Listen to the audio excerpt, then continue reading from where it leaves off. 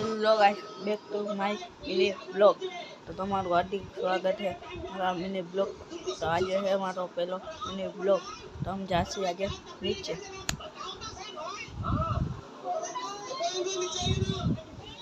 तो हम आ गए बाहर।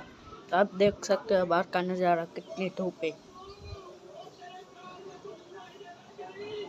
है ना। तो हम जाते हैं हम नीचे। तो गली में कोई नहीं है, देखो। हम जाते हैं हम नीचे के